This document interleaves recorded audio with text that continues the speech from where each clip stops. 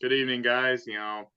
This is back with another episode of PWTB with me in this show. So we have a big race coming up next week, and for you guys who live in Chicago, you got the mayor race. So the candidates who most likely have a shot at winning, a decent shot. Obviously, you got your mayor, Lori Lightfoot. I don't know how you guys feel about her. You got Congressman Garcia. I don't know how you guys feel about him. For conservatives, you probably hate his ass, but we're not going to go there. We're going to be neutral on this thing. We got Paul Velas. Is that how you say it? Velas, yeah. Velas. He's been endorsed by the police and all that. So, then we got Willie Wilson, and then we got Brandon Johnson, who's been polling decently. So those are probably the 4 to 5 candidates that actually truly have a shot. And if you don't get over 50% in this election, the best 2 go into a runoff in April. So I don't know. These polls are really confusing. So I don't know who the hell is going to be the top 2. I mean, it depends who's going to turn out and who's got the support. If you're a progressive who likes Bernie Sanders and all that, vote for Garcia. If you're more of a law and order, maybe a little right leaning, but you're a Chicago kind of guy, go vote for Paul Villas. And if you like the mayor of Chicago, that's your opinion. I'm not going to trash it. Go vote for Lightfoot. I don't really know too well about Brandon Johnson, and if you guys support him, go support him. So we're not going to be biased here. This is a neutral show, and we are going to cover on who will, and we'll probably do some predictions. And it's a lot of people are mad about Lori Lightfoot being too soft on the crime, and the economy is not doing well in Chicago, and there's some other stuff that the people are hitting her hard on. So if you're one of those people, okay, go ahead. So I have a couple of things. First of all, if you live in Chicago, go vote. So I have a couple questions for you guys. Paul Vallis has a 5-point lead over Mayor Lightfoot right now. Do you guys think is that a comfortable lead, or what do you guys think on that? And Thomas, I'll go with you first. What do you think? Well, let's just say he does end up being first place in the primary next week, and Lightfoot's second place. It ultimately depends who are the other voters going to vote for. Who are the Willie Wilson voters going to vote for? Who are the Garcia voters going to vote for? Who are the Johnson voters going to vote for? We don't know. I mean, some people might just vote for him just because they don't like Lightfoot. And some people will be like, he's a little too conservative, even though he's not. They're going to vote for Lightfoot. But I don't really generally know because it hasn't happened yet. So if it is Wallace and Lightfoot, it's probably going to be a coin flip. I think it's going to be a coin flip regardless. And I think Lightfoot's shot is to make it in the top 2 because she's been not polling really well despite being an incumbent mayor, and that's not really good if you're an incumbent. No, this race shows that Chicago is super undecided, but it also shows Lightfoot's popularity. She's polling at 17% in one poll. An incumbent mayor is polling at 17% in one poll. Think about that. That's a very vote of confidence, and she's polling even less in another one. She's actually polling in third behind the progressive Garcia, like Thomas said. There's 5 candidates in the poll that we're going to show that are over 10%. That is a very interesting and crowded field with an incumbent. So Vallis, he's supposedly the law and order guy.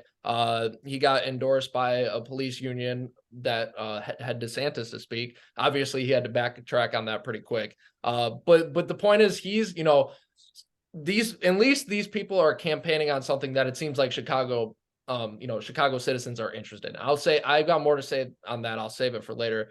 But this does matter. Eric Adams in New York City, you could argue if he's done a lot or not, campaigned on, listen, yeah, crime does matter.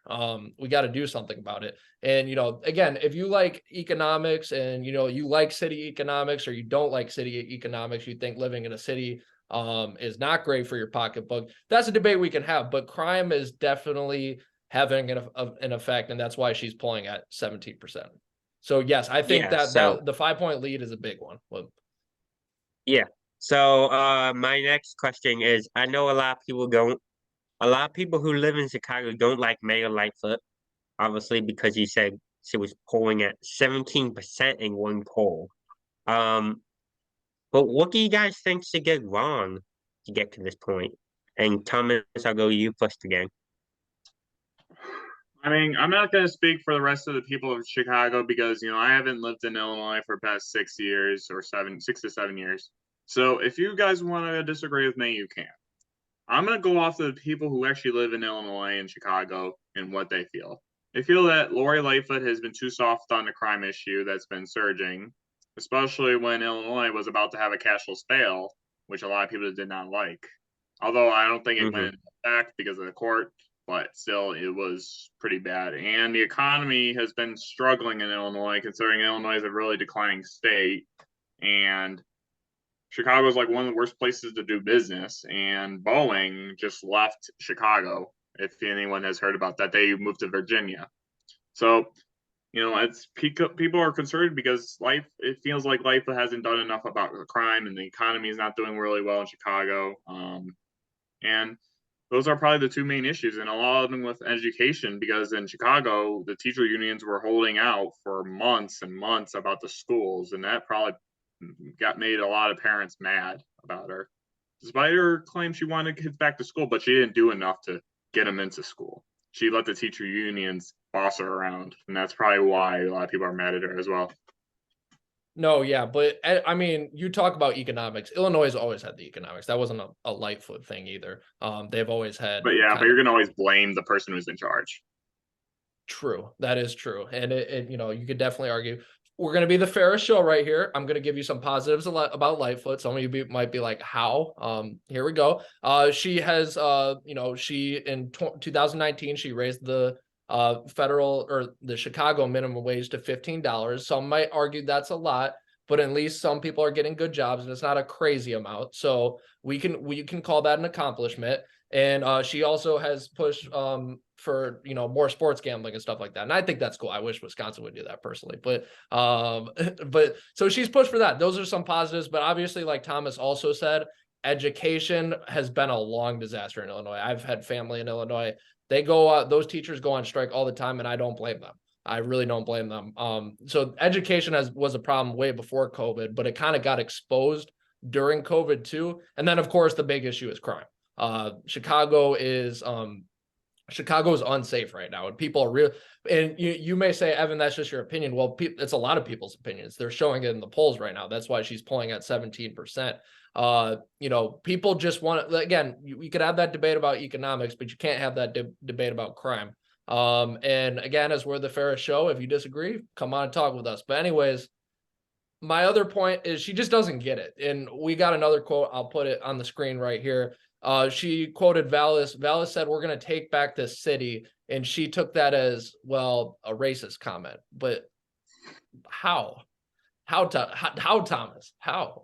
Like, explain it. Because I literally can't think of a reason for that. But I mean, it's been proven from her past 4 years she was out of touch with the people of her city. She's been a hypocrite. You could even argue in 2020, back in COVID, she was telling people to stay home and all that, but then she's going out on the days after the election when Biden won. She's out there celebrating with thousands of people in the city. Or the White Sox opening day. Remember White Sox opening day? She had her own little celebration. Yeah. Yep. But that was a little more though. If there's like a few people at that, area, that's fine. But there was like thousands of people in Chicago. And you're going to go after days later saying, "Oh, you guys got to stay home for Thanksgiving." Yeah. What? You were just celebrating in thousands of people outside. Outside, yes. But you're telling people to stay home in COVID. COVID was bad in November 2020, if people remember.